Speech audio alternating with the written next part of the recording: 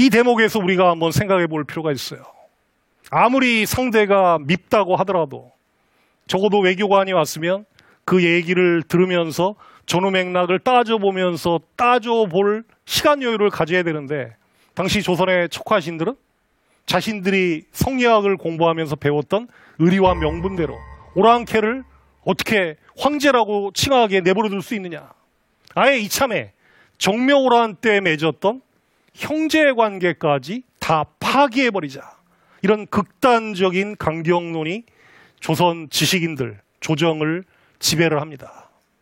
그때 최명길로 대표되는 몇 명의 주화파만이 그런 강경론의 결과가 가져올 위험성에 대해서 경고를 합니다. 저 오랑캐의 목을 치자는 얘기는 너무너무 훌륭하고 아름답지만, 그렇게 해서 전쟁이 터지면 우리가 저 만주 청나라를 당해낼 능력이 있습니까? 자칫 잘못하면 나라가 망하는 것도 문제지만 애꿎은 백성들이 전부 도마 위에 고기가 될지도 모릅니다. 지금 우리가 해야 될 일은 일단 저들이 황제를 칭하든 뭐를 칭하든 개의치 말고 정묘호란 때 맺었던 형제 관계를 계속 유지할 수 있도록 최선의 노력을 다하는 게 결정적으로 중요하다. 그러니까 흥분하지 말고 기존 관계를 유지하자, 이거였어요. 이게 주화파의 논리였습니다. 반면 척화파는 일단 오랑캐들이 황제 칭했다는 사실 자체가 기분 나쁘니까 이전의 관계까지 모조리 다 없던 걸로 하자고 했던 강경론이죠. 그러면 최종 결정은 인조가 내려줬어야 되는데, 인조는 결국 다수파였던 척화파의 손을 들어주는 방향으로 갑니다. 이윽고 1636년 12월 9일 날 압록강이 얼자마자 약 3만 4천 명의 청나라 군대가 잇따라서 조선을 향해 달려 내려오기 시작을 하죠. 선봉대는 서울까지 5일 만에 내려오고, 뒤에 후속 부대는 시차를 두어서 진군해 오는 바람에 조선군은 그들을 제대로 막아내지를 못합니다.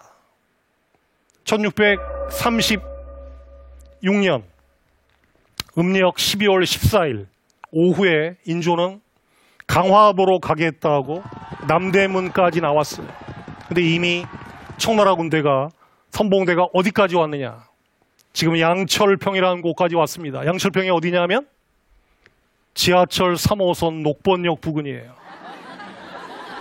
거기까지 청군이 온 상태에서 강화도로 가려고 시도를 했습니다만, 이미 당시 겨울이었기 때문에 한강에는 얼음이 얼어서 둥둥 떠다니는 상태였고 강화도로 가는 백기를 띄울 수가 없었습니다.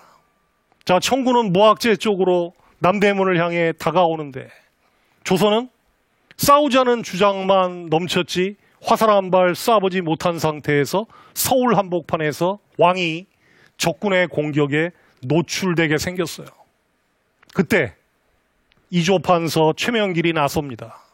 전하, 저는 시종일관 이 전쟁을 섣불리 선택하면 안 된다고 말씀드렸는데 지금 이런 극단적인 상황에 왔습니다. 지금 잘잘못을 따지기 전에 허락하신다면 제가 무학재로 가서 청군 선봉을 만나서 왜 갑자기 형제관계를 파기하고 쳐들어왔는지 그걸 따지면서 시간을 한번 끌어볼 테니까 제 시도가 혹시 성공하면 어차피 강화도는 글러먹었고 어디로 가십시오? 남한산성으로 가십시오. 놀랍게도 최명길이 무학재로 가서 청군들을 그 자리에 한 7시간 정도 멈춰놓는데 성공을 합니다. 당시 인조는 최명길의 자원에 감동해서 자기 경호원 가운데 20명을 최명길에게 붙여줍니다. 그런데 이 경호원들이 남대문을 나가자마자 다 도망쳐버려요. 최명길은 사실상 단신으로 바로 무학재로 갈 수밖에 없었어요. 최명길의 그 위기의 순간에 발휘된 용기 덕분에 인조가 그나마 남한산성으로 들어갔지만 남한산성은 준비된 곳이 아니었습니다. 모든 전쟁 준비를 강화도 들어가는 걸 전제로 해놨기 때문에 남한산성에는 병력도 군량도 방한복도 제대로 갖춰져 있지 못했습니다. 그 추운 겨울에 그 12km 가까이 되는 긴 성의에 2박 3일 이상 방한복도 없이 보초 쓰다 보면 아침이 되면 온몸에 동상이 번져서 손과 다리를 절단해야 될 정도의 심각한 상황으로 치닫는 병사들이 속출해요. 결국 조선은 이 남한산성에서 47일 정도 버티다가 이듬해인 1637년 1월 30일 날 여러분 잘 아시는 지금 송파의 삼존도로 와서 결국 청태종에게 항복을 하는 그런 최악의 상황으로 내몰리게 됩니다. 조선이 청의 침략을 부를 만한 행동을 뚜렷하게 한 건 없지만 분명한 것은 이 강적을 상대하는 외교적 과정에서 그들에게 우리 내부의 정보가 새어나갔다던가 또 외교관들을 그렇게 푸대접해서 도망가게 만들었다라고 하는 것은 우리가 한번 생각해 봐야 될 그런 측면들이죠. 자, 인조는 삼존도라는 곳에서 3번 무릎을 꿇고 9번 머리를 조아리면서 큰 절을 올려서 사상 최악의 치욕을 겪었지만 그래도 자신의 권력은 끝까지 유지를 했어요. 이 병자호란에서 가장 큰 피해를 본 사람들은 민간인들이었습니다. 청군의 칼날에 죽거나 다친 사람이 부지기수였고 수만 명의 민간인들이 청군에게 붙잡혀서 심양까지 끌려가는 고통을 겪었던 거죠. 여기서 물론 쳐들어온 자들이 제일 나쁜 놈이라고 하는 사실을 부정할 수는 없습니다. 하지만 적어도 병자호란이라는 전쟁을 우리가 한번 염두에 두고 보면 결국 한반도라고 하는 곳에서 이 엄중한 지정학적 조건에서 주변에서 커다란 힘의 교체가 일어날 때 우리가 얼마나 예민하고 기민하고 철저하게 그 변화에 대비해야 되는지 그런 사실을 병자호란은 너무나도 절실하게 우리에게 이야기해 주는 겁니다. 임진왜란 병자호란의 공통점은 다시 한번 환기해 드리면 바로 주변에서 힘의 교체가 일어났을 때 결국 조선이 거기에 어떻게 대응해야 하는가라고 하는 그런 아주 고전적인 화두를 우리에게 던져줍니다. 광해군 정권은 명과 후금 사이에서 사실상 처음에는 양다리를 걸쳤죠. 명하고도 잘 지내고 후금하고도 잘 지내려고 했습니다.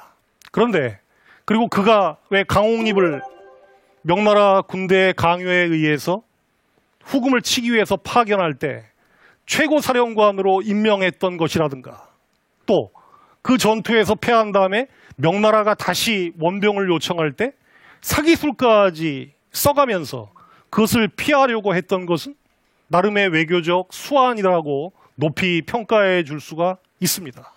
근데 문제는 광해군이 왜 쫓겨나고 와야 되었습니까?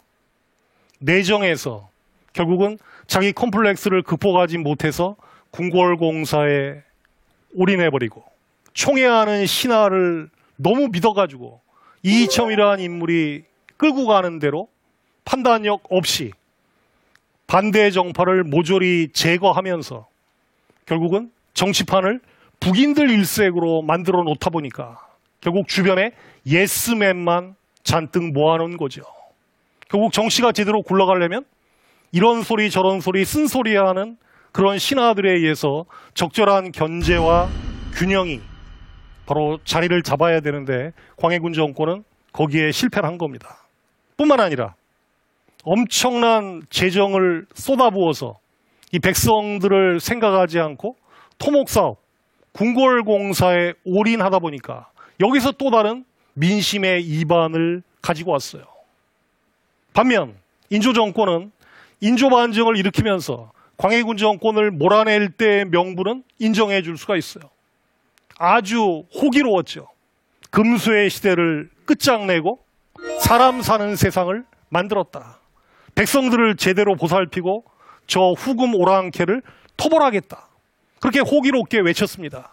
그런데 적은 항상 내부에 있었습니다. 이괄이라고 하는 공신이 반란을 일으켜서 조선 역사상 전무후무하게 서울을 점령당해서 자기 스스로가 공주까지 피난하면서 어렵게 잡은 권력을 너무 쉽사리 잃을 뻔했던 경험을 겪은 다음에 인조 정권은 오로지 정권 안보를 유지하는 데만 몰두했던 거죠. 말씀드린 것처럼 특히 군인들에 대한 사찰이 강조되다 보니까 제대로 된 방어가 이루어지지 않았죠. 이괄라는 조선의 군사력을 갉아먹었던 겁니다.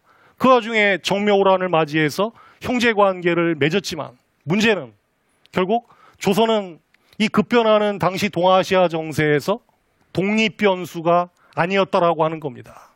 어디까지나 종속변수였어요. 명을 임금으로 섬기고 후금을 아우로 대접하면서 양자관계를 원만히 유지하면 천년만년 평화가 유지될 거라고 생각을 했지만 세상 일이라는 게 조선의 뜻대로 되는 게 아니지 않습니까? 조선은 결국 명과 후금 모두로부터 자기 편을 들라고 하는 선택의 기로로 내몰렸던 것이고 그 선택의 기로에서 결국 최악의 결과인 병자호란을 맞이했다라고 하는 사실입니다. 자, 이 사실을 오늘 우리 현실에 대비를 해보면 어떻게 얘기할 수 있을까요? 지금 힘이 커지는 중국은 자신감이 넘칩니다. 그 중국을 견제하기 위한 미국은 조바심이 넘쳐요. 그리고 2010년을 기준으로 넘버 3가 된 일본은 초조함이 넘칩니다. 이 동아시아에서 벌어지고 있는 격변의 핵심 코드는 제가 보기에는 중국의 자신감, 미국의 조바심, 일본의 초조함이에요. 자, 이게 맞물려 있는 와중에 북핵 문제, 사드 문제, 경제 보복 문제, 이런 문제가 남마처럼 우리에게 얽혀 있습니다. 자, 미국과 중국의 대결이 경제 차원을 넘어서 정치 군사 영역으로 계속 치닫는다고 하면 INF 폐기와 같이 미사일을 한반도에 배치하겠다라는 그런 얘기가 본격적으로 나오게 되면 우리는 진짜 그야말로 양국으로부터 선택의 기로에 놓이는 그런 최악의 상황에 직면할 수도 있어요. 자, 그러면 결국 어쩔 수 없이 선택을 해야 된다라고 하면 국익을 생각해야 되겠죠. 그럼 그 국익을 생각하려면 제가 볼 때는 내부의 의견을 제대로 모을 수 있는 장치가 필요합니다. 근데 어떻습니까?